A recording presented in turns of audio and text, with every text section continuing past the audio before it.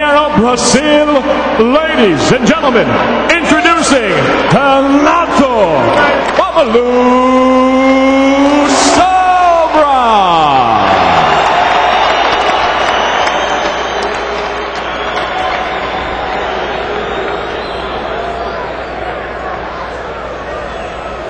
All right, gentlemen, went over the instructions in the back. You want a good, clean, hard fight. Protect yourself at all times.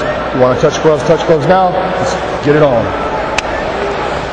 You see Renato, Babalu Sobral, age 33, 6'1", 204 pounds. Thierry Sokoudjou, age 24, 6 foot even, 205 1/4 pounds.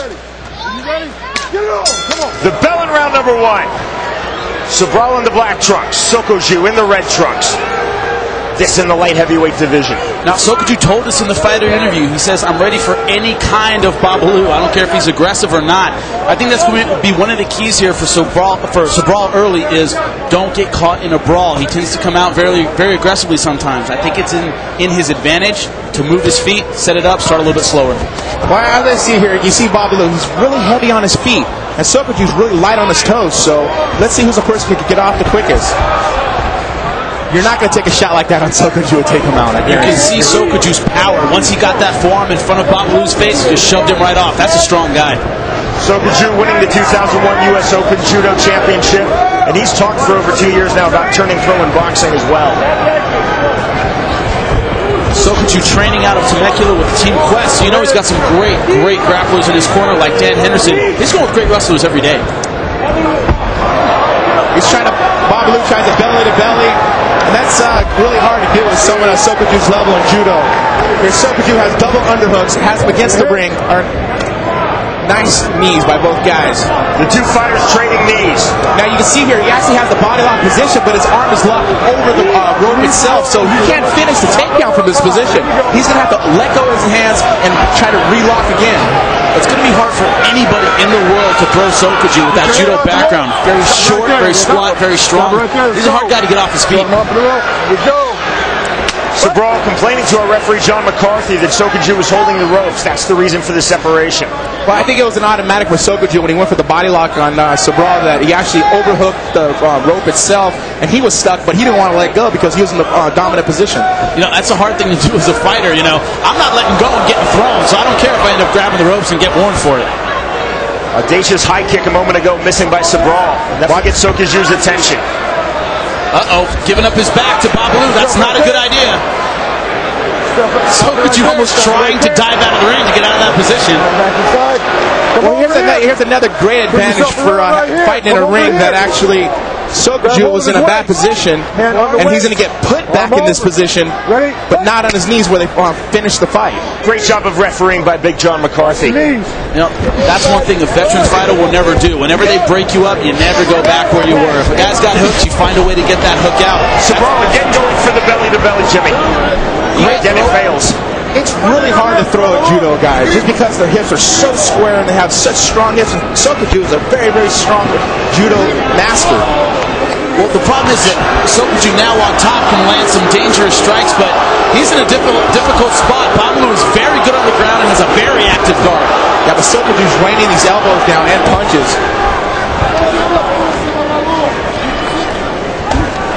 John McCarthy looking very closely. Does not want to see either man hold the ropes. He'll give the warnings. Now Sokoudjou getting the back, throwing the left hand. Sobral shooting the single leg. Sokoudjou out of that easily and missing with the right uppercut. And that's what Sokoudjou is good at, that short right hand and the short right uppercut. He's very powerful. When he's in close, he does some serious damage and trying to catch Babalu with that shot. Just saw some of Sokoudjou's judo right there. Hammer fist by Thierry Sokoudjou. You know, so far, Tito, I'm really impressed with Sokoudjou's takedown defense. He's very solid on his feet. Babalu not able to get the takedown. Let me tell you, I talked to Dan Henderson, I talked to Randy Couture, I talked to all the guys at Team Quest that he's worked with before, and he said this guy's wrestling is really, really, really good. And along with his judo, it just makes him that much better. Don't hold the rope. Don't drop the rope. Sokoudjou again being told by referee John McCarthy, do not hold the ropes. The problem with these guys' styles is they both have a serious grappling background, judo, things like that. They're going to be in the ropes a lot. It can lead to a really messy fight whenever you're in the ring because you can't help but get your arm over that rope sometimes. And you see Sokoudjou actually with the overhook, and what he's going to do is try to do a trip in the type of judo, and it's actually a position to keep him from trying to take him down. See the knees by the Brazilian Sobral outside of the right thigh of Sokoudjou, trying to wear his man down.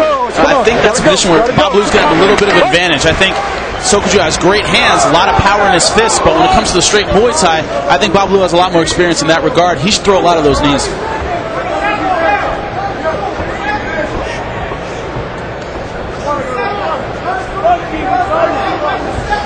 Push kick by Sobral.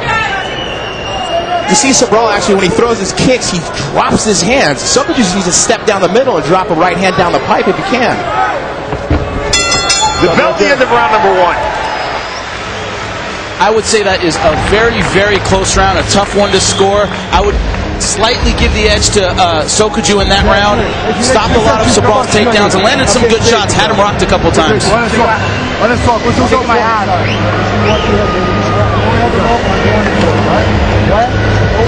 When we get some replays of action of that first round, you can see Babalu trying to take Sokoudjou's back, and they go right into the camera. Outside the ring, Sokoudjou almost diving for the seats there to get out of that position. And here's the devastating ground and pound that Sokoudjou has with elbows. You see him trying to throw, but Babalu does an awesome job by keeping his head from side to side so he can't get hit by those elbows. Now, Sokoudjou has a perfect build for this kind of ground and pound game. Short arms, very strong. It's difficult to submit a guy like that, and he's taking advantage on Sobral. I'm really impressed with his ground and pound against a very, very dangerous jiu-jitsu fighter. But you watch that, and Sobral didn't even get hit with maybe one of those elbows just because his jiu-jitsu is so good, he keeps moving his hips back and forth. You ready? You ready? Light heavyweights, round 2, scheduled for 3. Renato, Babalu, Sobral in the black trunks. Thierry Sokoudjou in the red trunks. You know, one thing about watching, nice right uppercut by Sokoudjou. Watching Babalu fight, you know he loves being in there. That's one of the reasons he's so popular. He always comes out aggressive, like this is his favorite thing to do in the world. Sobral getting off with a double left hand. I think that's an important thing, Sean, in this fight is Babalu's got to throw a lot of combinations. Sokoudjou throws well, but tends to load up on one big punch. If Babalu throws a lot, he can take advantage here. So there he thought about going for a guillotine, then pulled out. Now the ground and pound from Sobral, raining down with the big, wide, wild punches. You know, to start off this whole takedown, Babalu did a great double leg to take Thierry down to the ground. Sokoudjou tried to get a guillotine and messed up, slipped out of it. Now Babalu's on top, doing an awesome job doing ground and pound. You know, despite his jiu-jitsu, Babalu's going for a lot of ground and pound. I would expect him to try and pass the guard early, take advantage of Sokoudjou's comparative inexperience on the ground. Past the half guard now. It's going to be easier to rain down that right hand. Looks like he might be going for an anaconda. Can't really tell from here. Yeah, he's going to go for the anaconda choke. He's going to slip his left arm underneath the neck, and he's going to lock on top of his right. Sokoudjou actually got out of that position. Nice elbows here. Sokoudjou still trying to hold half guard. See though the punches coming down freely from Sobral. Called a Darce choke or Bravo choke usually, but he's letting it go. Now going just for the straight ground and pound. And this has always been a mistake on Sokoudjou's part. Is not working from his back as much as possible. He loves to wrestle, loves to be on top, but when he's on bottom, he's always shows weakness. Sobral is actually executing a great ground and pound with punches and elbows. Centering restart ordered by Big John McCarthy. You can see Sokoudjou a little winded right here. He looks a little gassed. I was about to say, looks very tired as they're starting in the middle of the ring. If you're not used to being on your back, you know, it's a very fatiguing position. If you're used to being on top all the time, it's not an easy place to do. An easy place to be. And Babalu stepping right over into half guard. That's a beautiful move. Well, it's a step over half guard. He's actually looking for Americana here. Either that or knee bar. He's going to step across. And try to get the mount from here by sliding his knee all the way through. Sobral nearly had the full mount. Tito nearly got the right leg over. Now he's in half guard, which is a fine position because he continued to strike. And there he had it. He's actually showing no threat to Babalu by holding on. You got to work to get back to your feet. Sokoudjou powering up. Looks like I think he's going to spin for the back here. Sobral had the north-south. Let it go. This is actually a three-corner stack. In collegiate wrestling, we call this a three-corner stack, and all you want to do is run his head over the top. Now here's the anaconda choke. If he can hold on to this, he can get the tap. It's a very tight choke. There's the tap with the anaconda. Sobral submits Sokoudjou. Excellent choke by Babalu. Beautiful job. Got his hand all the way through and finished Thierry Sokoudjou on the ground. And that's always been Thierry's actually weaknesses, was being on the ground. He had to work in that position. Babalu, being a black belt in Jiu-Jitsu, he showed how dominant he was by getting the anaconda choke and finishing the fight. Beautiful job, beautiful finish by Babalu.